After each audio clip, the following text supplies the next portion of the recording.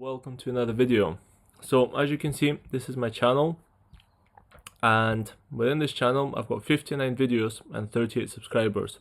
So if you enjoy my analysis, if you enjoy the videos, if you enjoy me talking the truth about portfolios, my experience, analysis, subscribe. It really makes a difference. I mean, I'm not looking to become a multi-million subscriber person, but having some of you guys watching it and finding it helpful makes a big difference. Let's get into it.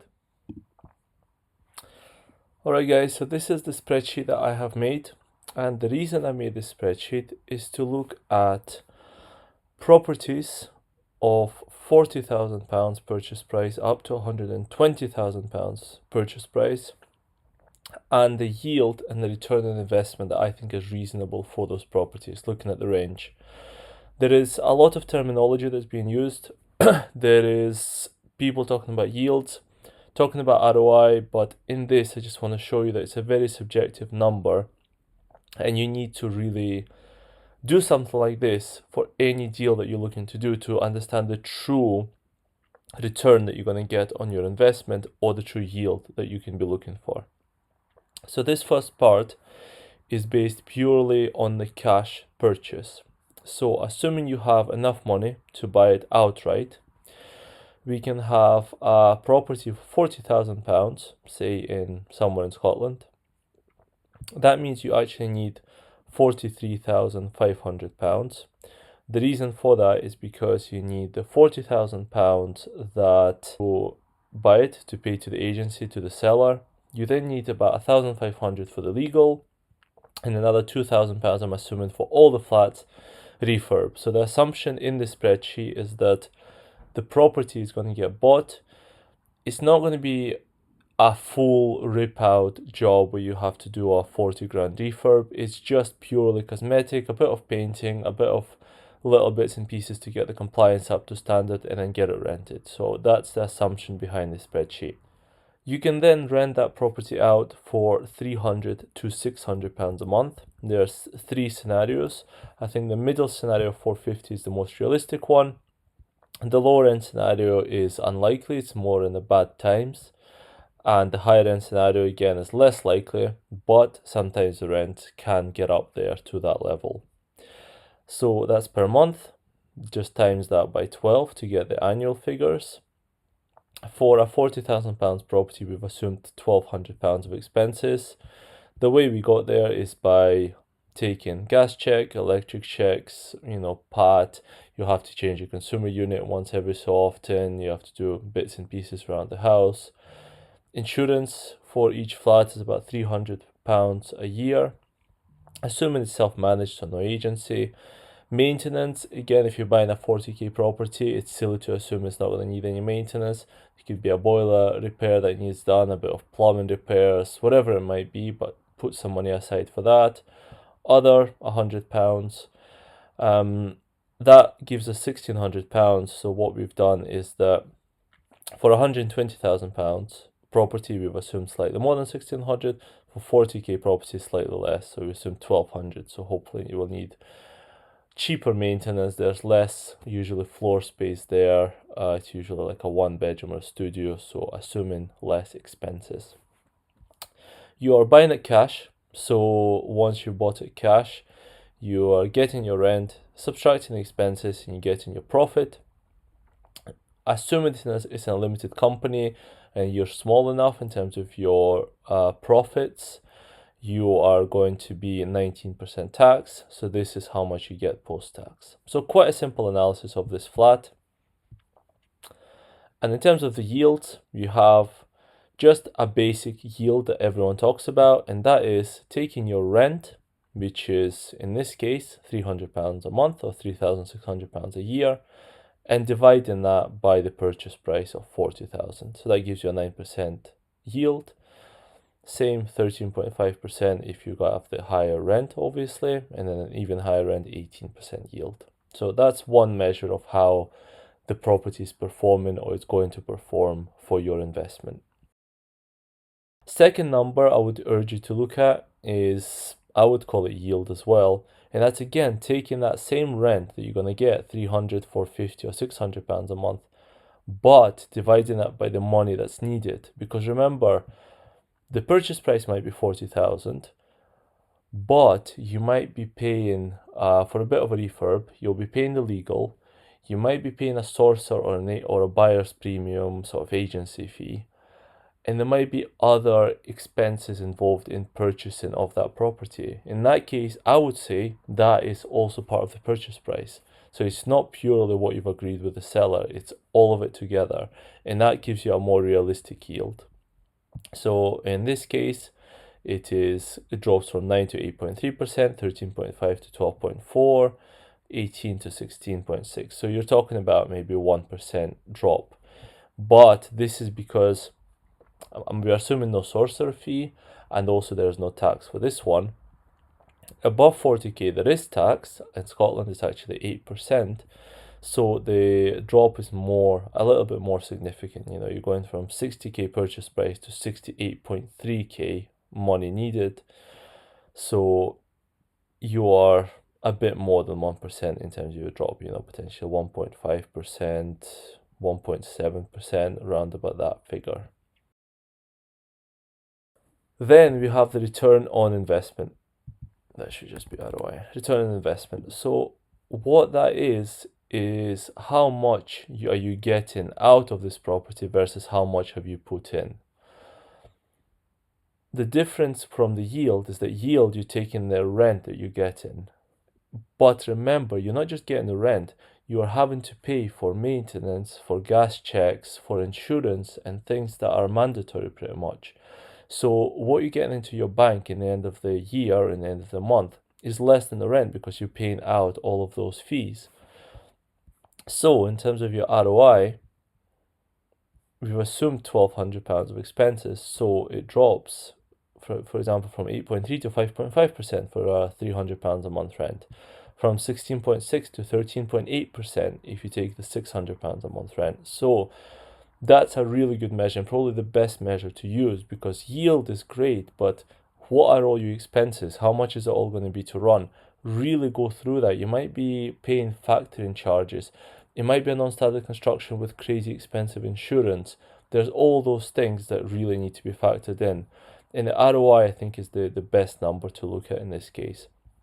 For example, 40k property, £450 a month rent, assuming our expenses assumptions are correct, you're going to get an ROI of 9.7%, which is quite reasonable. You might be slightly higher rent, you're around about the 10% mark, which I think is really good.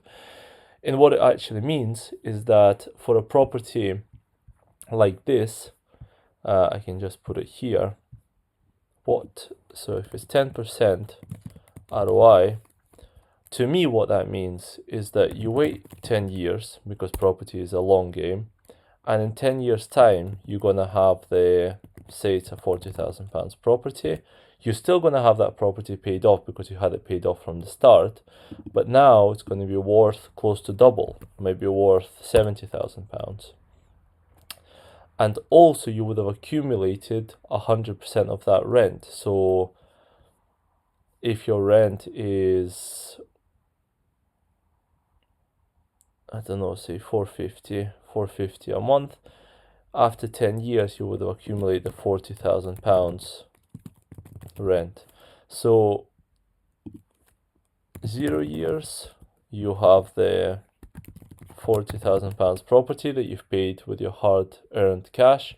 After 10 years that property goes up to £70,000, almost double in value, and you're sitting with £40,000 in rent in your bank account, assuming you haven't taken it out.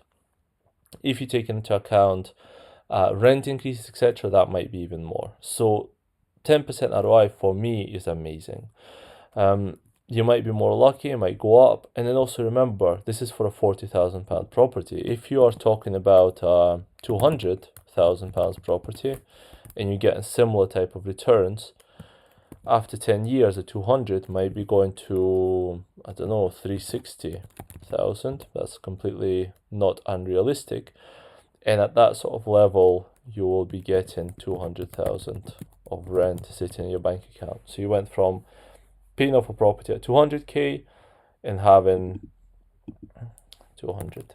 So having a 360k property now because it went up in value, plus £200,000 sitting in your bank account from the rent, and that includes all the expenses into it. So that's what 10% ROI means to me. Other people see it differently, but that's why I really like property. It's a long game, but there's a lot of wins to be had there if you're patient enough.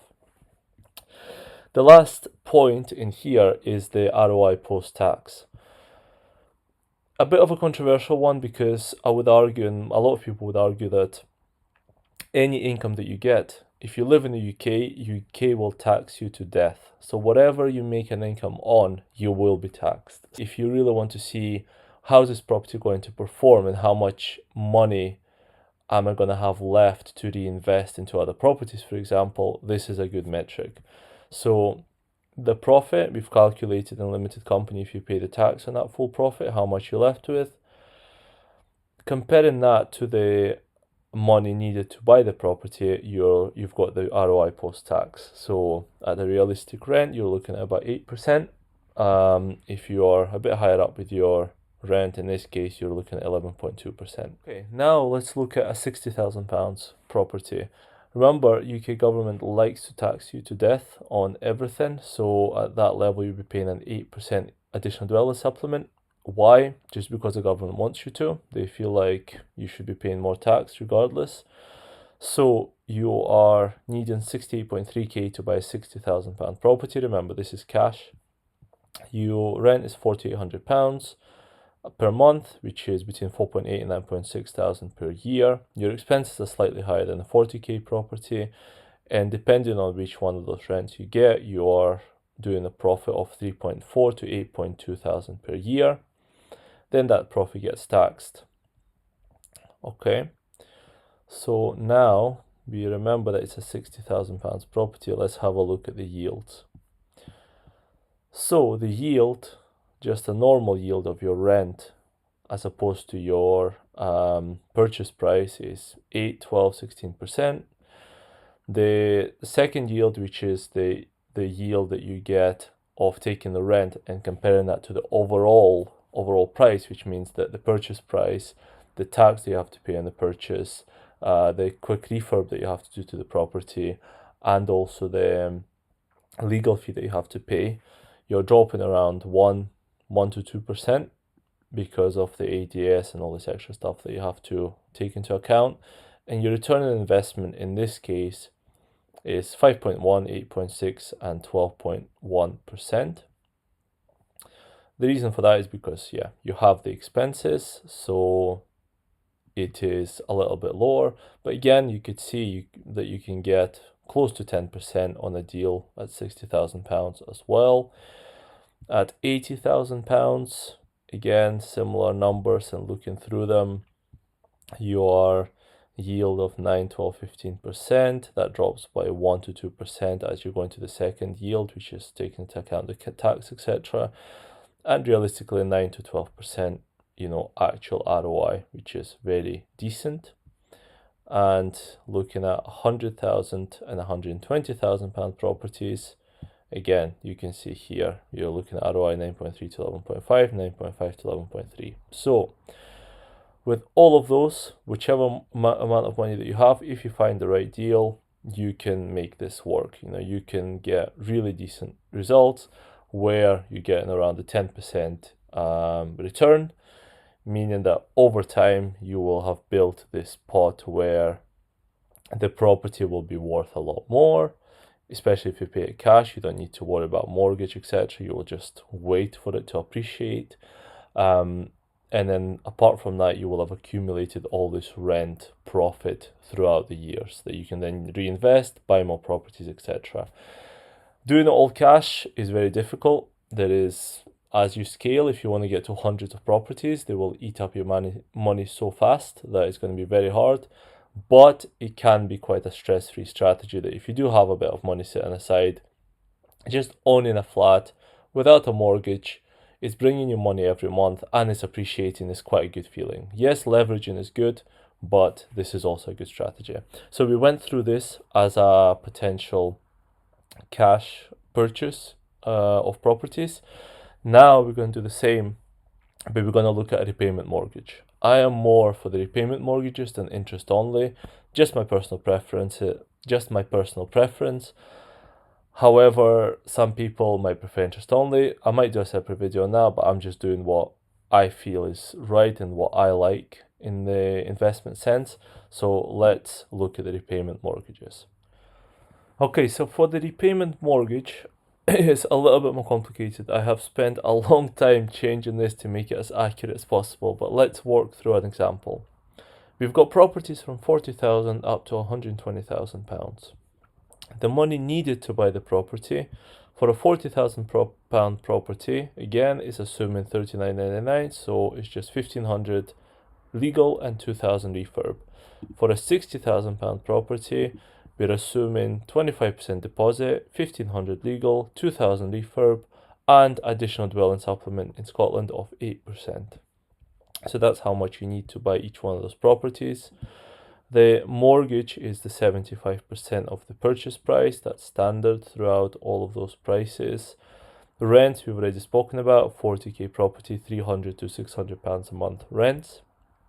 The expenses are simply the interest of the mortgage plus the compliance and maintenance. You're then left with a profit of 1,500 to 5,000, depending on the rent that you get for the property. You're then taxed on that profit within the limited company.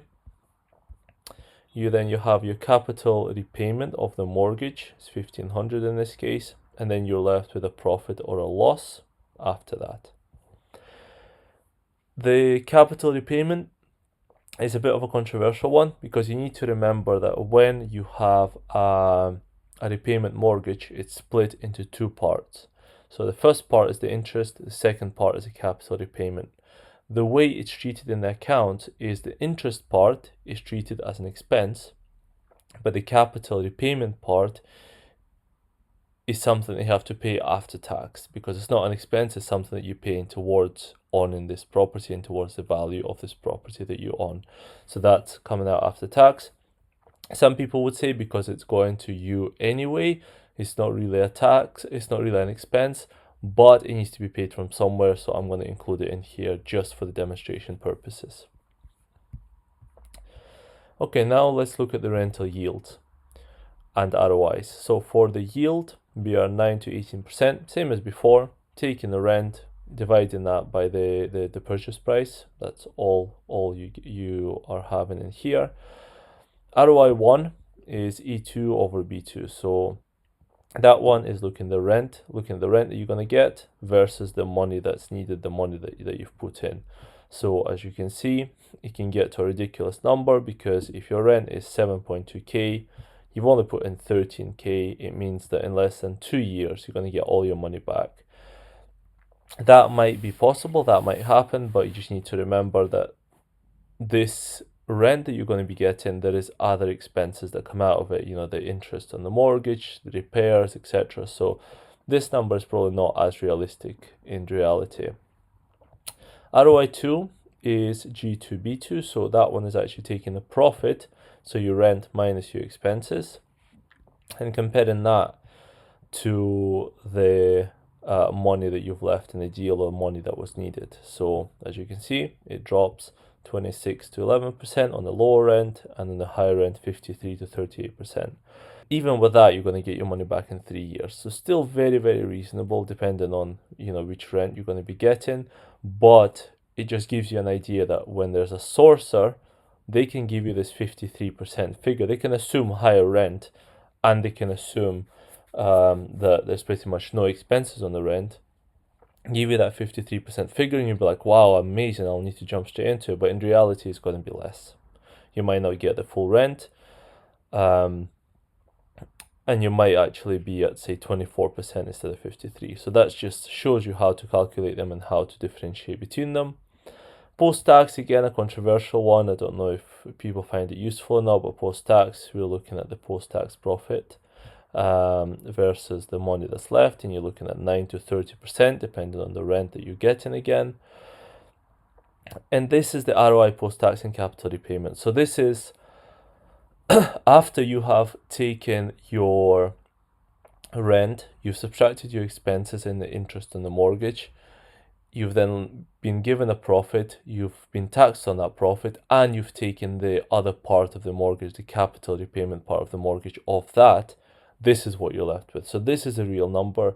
And as you can see, it's 8.8 to 19.6% for this example. As we are going higher, we are getting hit with an additional dwelling supplement because the government likes to tax us, as I've already said. So let's have a look at the £80,000 example. Well, you can see £80,000 means you will need 29,900 because of the 8% ADS. Your mortgage will be 60k. Your rent will be 600 to £1,000 a month, depending on the rental season, depending on what kind of, how much the supply and demand there is, and many other factors, and what condition the property is in, etc. Your expenses are then 3,253. You're left with a profit, a range of profits. You are then taxed on that profit. Then the capital repayment comes out after that, and you're left with a certain amount of money. So rental yield, again, 9, 12, 15%, very good, but relatively meaningless because that doesn't take into account expenses, so it only gives you a part of the picture. Then we've got the first ROI, which is taking your rent per annum and dividing that by the money that's left in. So you're looking 24, 32, and 40%, depending on the rent that you're getting. I think the middle one is reasonable, so you're looking at 32%. And then you've got your second one, which is after expenses. So you've got your rent coming in, expenses coming out, your profit that's left pre-tax. You're looking at about 21 to 29%. It then gets taxed. You're left with 17 to 23% ROI. And then you pay your capital repayment from that, and you're left with what, 7.2 to 13.7%. Let me just move it to that screen. You're left with 7.2 to 13.7%. So having a look at the different at this ROI in different cases, I think 8.8 to 19, 6.1 to 14, 7.2 to 13, 7.9 to 13, 8.7 to 13.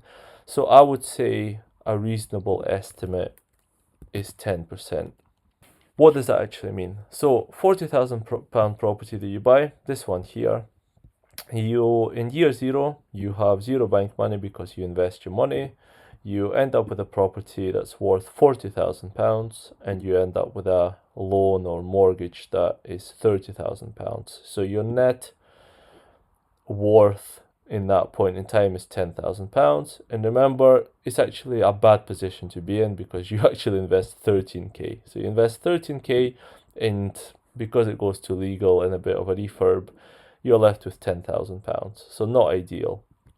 However, year 10, with a 10% ROI after the tax and capital repayment, what that means is that you will accumulate the full amount that you've invested, which is 13.5k. You will accumulate that over the 10 years. So 10% every year, you will accumulate that back in your account. So you'll end up with a bank balance of 13.5k. Your debt will decrease. So you've reduced it anyway by about £10,000. And then you have your property, year zero, you have your 40k property. After 10 years, it will appreciate, I would say even more than that. You'll probably be at £70,000. So you'll be left with a bank balance of 13.5k, less debt, and a property that's worth more. So your net position will go from 10k all the way up to 63.5k. This is on a very cheap £40,000 property. That's an amazing, amazing investment. You know, you're only putting in 13.5k, and look, in 10 years, you can grow to that without additional investment, just purely by running that property, maintaining it, make sure the tenants are in, etc. So really, really decent results. Now let's have a look at the same but a more expensive properties. We are at zero bank balance. We are a mortgage of 75k and £100,000 of property. Actually, that gives us a net position of 25k, and as you can see, we've invested 36.5k. So always remember, this year zero position, you're usually losing money. So in this case, your net position is 25k, but you've actually invested 36. So you might be thinking, what the hell have I done? I bought this property, and now because of this tax and stuff like that, it doesn't make any sense. But if you give it time, wait 10 years, at the 10% return, you will accumulate all of your investment back in your bank account. So you'll have 28.5 thousand in your bank account. Your debt will decrease. Calculation wise, 45,000 I think is probably a bit optimistic because the mortgage isn't quite a straight line as my analysis showed, but 55k I think is reasonable. It might even be 50k to be honest. So you've decreased your debt by a significant amount in those 10 years, and the next 10 years you're going to get it down to zero, which is even better.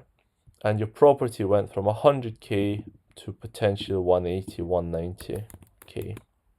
So you went from a £25,000 net position where you've pretty much lost or losing money to £168,500 position because of the rent and the capital appreciation that you're taking advantage of.